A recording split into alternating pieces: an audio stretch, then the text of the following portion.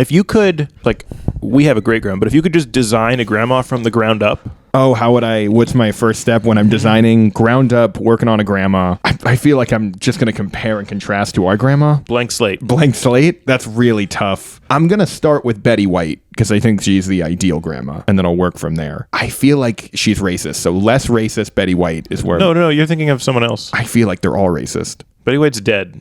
You're calling a dead woman a racist. She was like a 90-year-old white woman. What do you think her opinions were? I feel like you have to cut out the... I don't know if it's racist, but I'm just going to say a non-racist Betty White. If she wasn't racist, then I'm just saying Betty White. But if she was racist, I'm playing it safe. Taller, skinnier. You were worried about ripping on grandma, now you're just shitting on Betty White. Yeah, it feels safer. I want Betty White, except I don't want such a fat racist.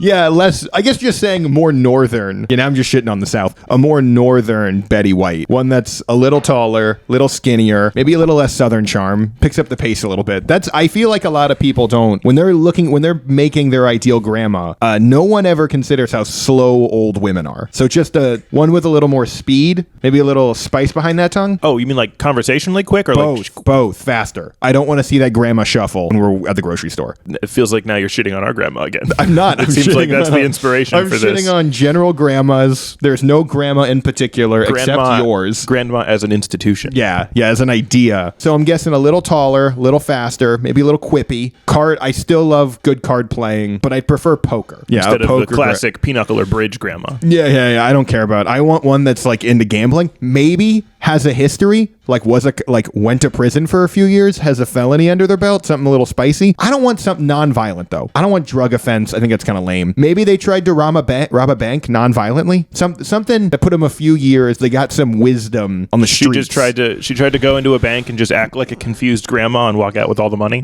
She starts walking out and they're like, wait, she's really fast. Yeah. Shit, what the fuck?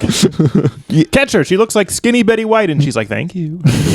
I don't really care about the cooking either. That's not a problem. Do you feel that restaurants have, in a sense, or replaced grandmas? Like a lot of the responsibility. It's the nice grandma cooking, but then you're like, I'd rather just have... You know what's better than your mom or grandma's cooking is any restaurant. Yeah. I'd rather just not feel guilty about not calling them on their birthday. I don't have to call Applebee's on their birthday ever. I do, though. I call them and I'm like, hey. And they're like, hi, this is Sean with Applebee's. Are you making a reservation? And I'm like, Sean, come on. Come on, Sean. You know why I'm calling. He's like, to-go order? And Sean is in high school.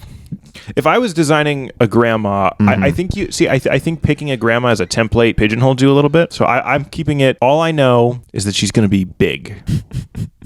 I just start with a 190 pound just mound of grandma flesh, and we'll sculpt her from there. Are you picturing it? Just a wrinkly sort of big sack just on the ground, a giant thing of aged dough, right? And it's just a puddle on the ground. And now we add the bones. I feel like you're gonna forget do you know the bones? I feel like if you don't start with an actual person, your grandma's gonna have do people have no knees? No, so you start with the big 90-pound flesh ball, 190 pound. I keep saying 90 pound. 190 pounds of old wrinkly flesh. And then you put glasses. I want my grandma to have glasses. I know that. Mm-hmm. All right. How many bones are in the human body? I'm really worried you're gonna forget about a bone or something. Like 230 or something. Your grandma's gonna have a lot more bones. I think it's like 216. Your grandma's gonna have 15 extra bones. Where they're going? Tail? What do you do with that? Yes, my grandma. All right, so it's a mound of flesh, glasses, and a grandma tail. Bushy tail. For knitting. Hairy, bushy grandma tail. For knitting. And it wags when she's happy because you remembered to call her on her birthday and send a thank you card. That would help. Grandmas are pretty cryptic. It'd be useful to know their mood generally. And you just got to make sure it will all fit in the grandma cage when you put her away at night. I think the problem is when you're deciding whether or not to make your own grandma, it's like, do you really have the time in your life to take care of a grandma? You should, because they took care of you. I guess, but it's just a lot of work. You got to call them. They're pretty slow. I didn't finish designing my grandma. It's still just a mound of flesh on the ground with glasses and a tail. But as I'm thinking about it, I'm like, that's not bad. No, that's not a bad. We'll just leave it there. Maybe one little spot of flesh has the classic curly grandma bob hair, and that's it. So she doesn't have bones, or she just has bones? I decided to go with no bones.